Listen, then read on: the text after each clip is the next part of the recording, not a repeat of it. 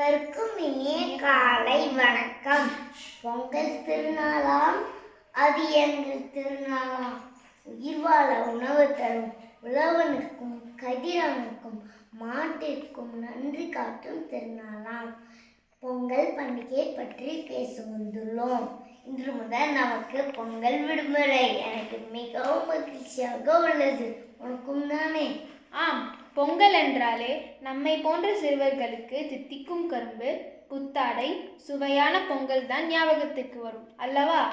ஆம், தமிழரின் கலாச்சாரத்தையும் வீரத்தையும் உழைப்பையும் போற்றும் பண்டிகை. சரிதானே? இதனால்தான் இதை உழவர் திருநாள் மற்றும் தமிழர் திருநாள் என்று போற்றப்பட்டு 4 நாட்கள் மிகவும் சிறப்பாக கொண்டாடப்படுகிறது. முதல் நாள் பற்றி உனக்கு தெரியுமா? முதல் நாள் போகி பண்டிகை மார்கழி மாதத்தின் இறுதி நாள் என்று கொண்டாடப்படுகிறது. பழைய கழுதலும் புதிய புகுதலும் தான் போகி பண்டிகை. 2ஆம் நாள் பற்றி நீ கூறு. 2ஆம் நாள், அதாவது தை மாதத்தின் முதல் நாள், தைப்பொங்கல். இதை சூரிய பொங்கல் என்றும் கூறுவர். அறுவடை செய்த அரிசியை புதுப்பானையிலிட்டு அது பொங்கி வரும்போது பொங்கலோ பொங்கல் என்று கூறி சூரிய பகவானை வணங்குவர். அடுத்த நாள் என்ன செய்வர்? 3ஆம் நாள் மாட்டுப் பொங்கல். உழவு கூறும் மாடுகளை குளிப்பாட்டி கொம்புகளை வண்ணம் பூசி அலங்காரம் செய்து பொங்கல் வைத்து வணங்குவர். இதை பட்டி பொங்கல் என்று கூறுவர்.